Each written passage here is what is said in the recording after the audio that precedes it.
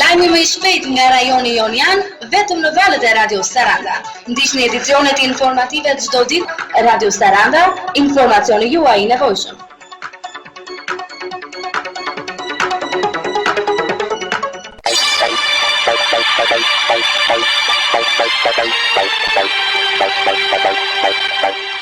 Edicioni informativ në Radio Saranda.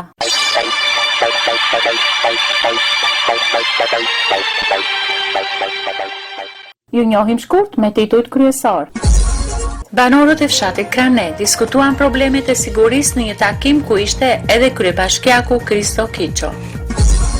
Projekti familjeve kujdestare përfshin edhe Sarandën.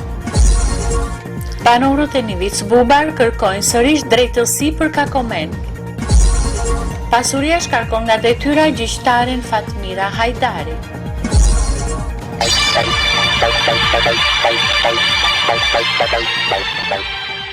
Dhe tani ju njohim më hollësisht.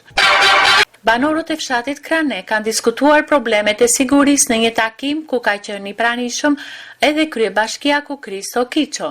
Në sheshin qendror pranë kishës së Shëngjergjit, banorët folën për çështjet të pasigurisë, shkaktuar nga vjedhjet e një pasnjëshme si dhe mënyrat e përballimit të tyre.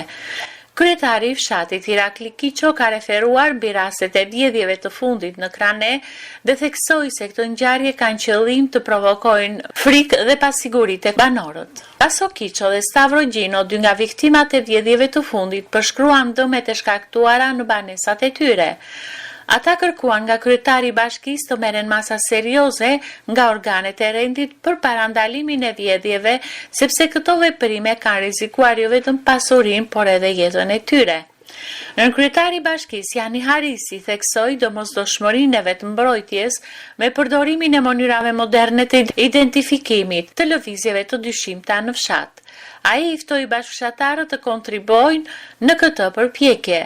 Vasil Valeraj, sapo emëruar drejtori i shërbimeve të mbrojtjes në territorin e bashkisë Finiq, foli mbi shërbimin e sigurisë së qytetarëve nga ana e policisë bashkiake për aq sa e lejon ligji. Nga ana e tij, kryetari i bashkisë Kristo Kiço u përqendrua në përpjekjet e bashkisë jo vetëm për të bërë të njohur situatën, por edhe për marrjen e masave për parandalimin e këtyre ngjarjeve. Ai u bëri të ditur banorëve se ka komunikuar me ministrin e Brendshëm Lleshaj dhe në ditët në vijim do të organizohet një takim në Livadja në prani të vet ministrit dhe drejtorit të përgjithshëm të policisë së shtetit dhe prefektit. Pritet që takimi i ministrit të Brendshëm në Livadja të shoqërohet me masa të rrepta sigurie ndaj rasteve të vjedhjeve në fshatrat e kësaj bashkie. Kohët e fundit, një projekt i shërbimeve sociale Bethani ka përfshirë edhe Sarandën. Në qendër të këtij projekti janë familjet kujdestare që do të kujdesen për një kategori të veçantë të fëmijëve. Për më shumë, të ndjekim koordinatoren e projektit Megi Xhumari dhe lehtësuesen e projektit Valbona Vasili.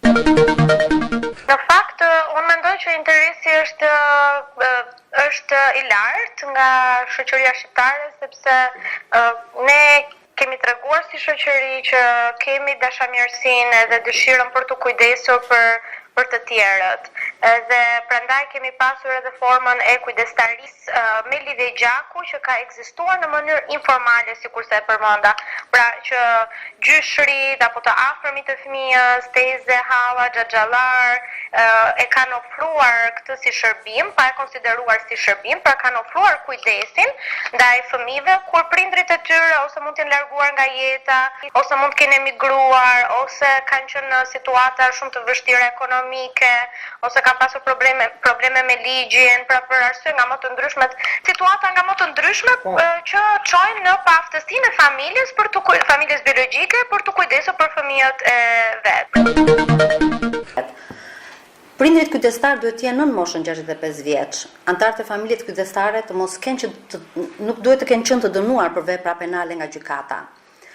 Familja kujdestare gjithashtu duhet të ketë ardhura të vazhdueshme dhe në masë të mjaftueshme për të plotësuar nevojat e familjes. Prindrit kujdestar duhet të kenë kapacitet edukimi për të siguruar një edukim sa më të mirë të fëmijës, sepse të gjithë e dimë që prindërimi nuk është aq i thjeshtë. Të gjithë pjesëtarët e familjes duhet të gëzojnë shëndet të mirë fizik dhe mendor. Shumë e rëndësishme është që kujdestarët të kenë edhe një strehim, një sipërfaqe banimi për të garantuar një mjedis të sigurt dhe kushte higjienike të nevojshme. Këto për një shëndet të mirë dhe për miritje të fëmijës.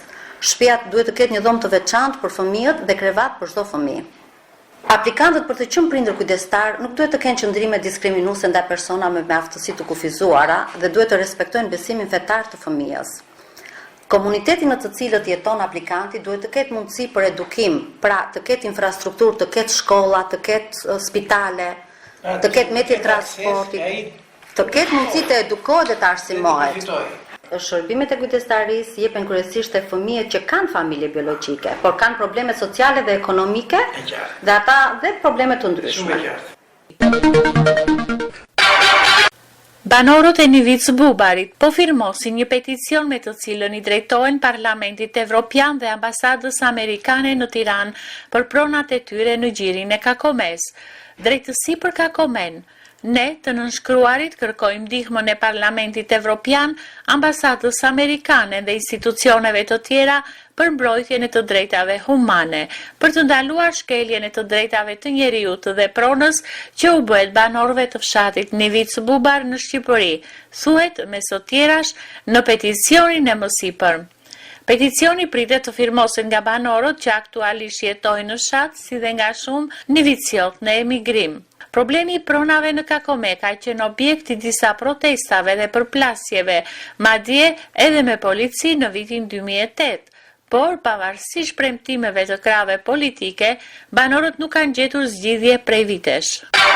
KPK ka shkarkuar sot gjyqtaren Fatmira Hajdari, pas hetimit të bërë dhe përballjes në KPK ditën e hënë, sot është shpallur vendimi për shkarkimin e saj nga detyra. Gjyqtarja e gjykatës së apelit të Tiranës, Hajdari, u përball të hënë në KPK me një sër pyetjesh mbi transaksionet me pronat me ndërtimin e një pallati 10 katësh pa leje dhe për një bilanc negativ që shkon më shumë se 52 milion lek, sipas analizës financiare për të ardhurat dhe shpenzimet të bërë nga komisioni.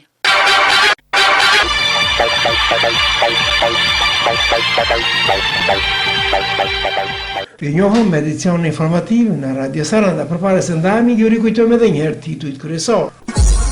Banorët e fshatit Krane diskutuan problemet e sigurisë në një takim ku ishte edhe kryebashkiaku Kristo Kiço. Projekti familjeve kujdestare përfshin edhe Sarandën. Banorët e Nivic Bubar kërkojnë sërish drejtësi për Kakomen. Pasuria shkarkon nga detyra gjyqtaren Fatmira Hajdari.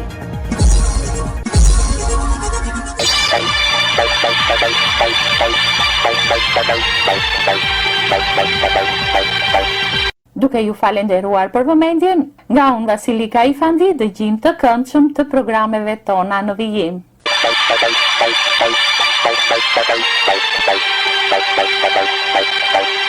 Ju njohëm me zhvillimet e një dite më parë.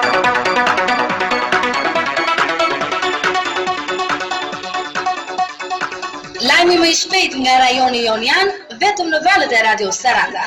Ndiqni edicionet informative çdo ditë, Radio Saranda, informacioni juaj i nevojshëm.